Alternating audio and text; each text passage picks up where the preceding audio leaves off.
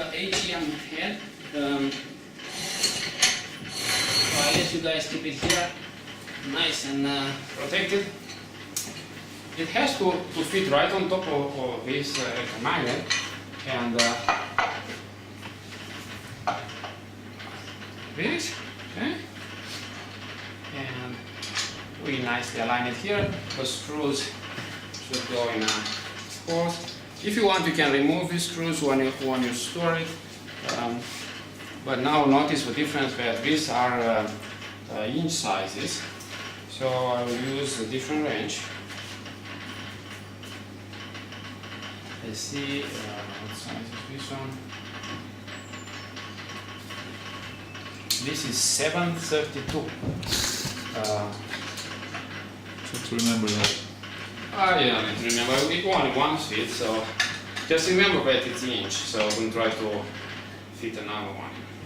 Again, don't need to tighten too much. Just hand tight will be fine. Just tighten it so it does not move during your measurement, but otherwise it's no critical.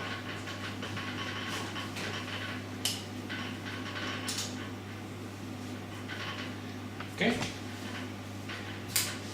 So we have a AGM head, transducer head, which is nothing else than a hanger for your probe, and we have AGM preamplifier, which happens to be mounted on back of this translation stage. So you can see actually says on it AGM preamp, and we have this connector and this other connector from here. It's not marked, but kind of look alike, and but it's marked here and says another AGM preamp on this label. Let's see if I can move it closer. Okay, AGM preamp, and the writing here will also say AGM preamp. So, and this cable again has a retainer, a clip. It's just connected. The colors should match on each side. You cannot put it on reverse. The clip will only go one side. And, yes, but I think also the color will match. And remember, now we have our preamplifier. So basically this cable brings the signal from AGM preamplifier all the way to the AGM VSM controller. So I will plug it right here where it says AGM preamp. It's very similar connector to the VSM preamp. So, okay, so I'll plug this end right here. So it's AGM preamp. Okay.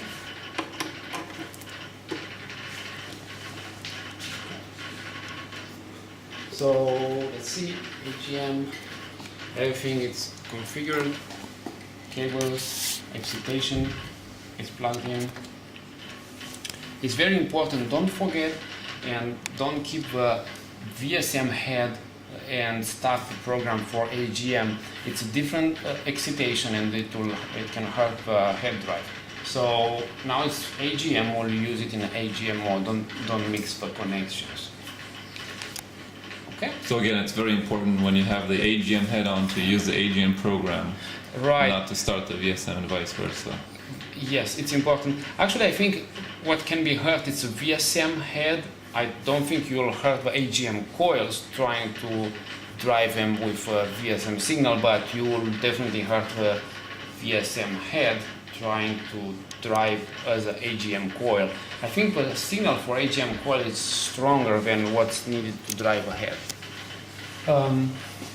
That's pretty much all the mechanical part. And one thing we will do, in case when we operate system, we'll make the gap smaller. Actually, let's do it now. And you'll bring them in, and when you bring them in, try to stay symmetrical. One good reference point is this hole on a pole, so I bring it to this level, both of them. And after that, we'll use a gap tool the power of this much. We'll use the gap tool to set the gap It's a very common gap. It's a ½ inch. So we could set it for ½ inch just to. It will work at any gap, but the idea is that you want to have some reference, for your tests and for, let's say, you want to ask the company something, and it's ½ inch. It's very, very common. Okay, so ½ inch And means metal to metal.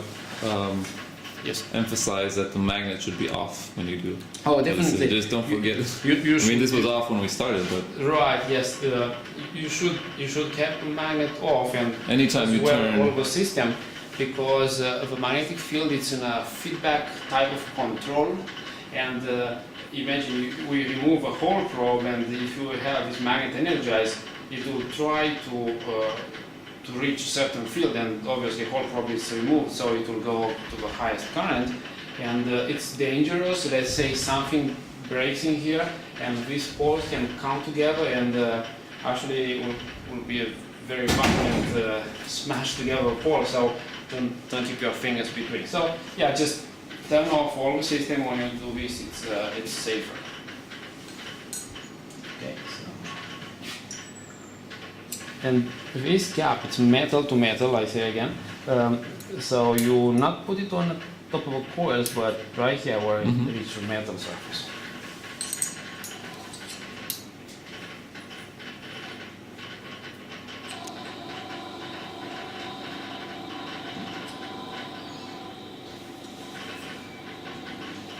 Okay, so it's ½ inch. This is also important how you tie this down. We'll lock them, and after that we'll release the backslash, because this is a screw going inside a knot. You'll have between the threads, it will be a little bit of play. So what happens when you change the field, it will come together for like ½ millimeter and go back. But this will affect your measurements. I'm not going to damage the machine, but it will affect your measurement. So I'll show you. We'll lock them down. It's a reverse of what we did before. When you lock this one, try to keep this piece parallel, because this pushes a pin. So keep it parallel to the surface, and you can tighten it. And it's these are steel, so don't be afraid. I don't think you will break it. So just tighten it so the pin is strong inside. Same thing will do the outside.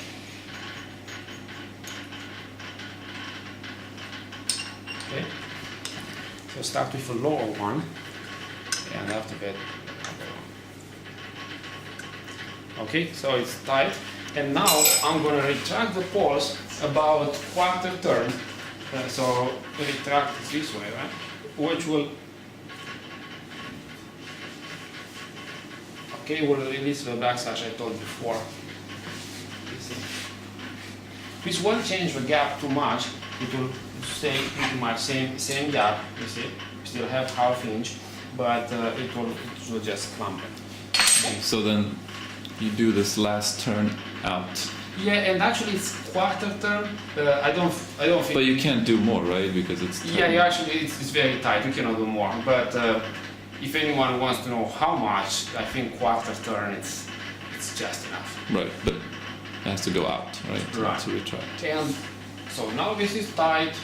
The gap is set. Only thing will be, normal operation. This we'll discuss later, because now we just do conversion. Okay. So Okay. I can stop here. Cool.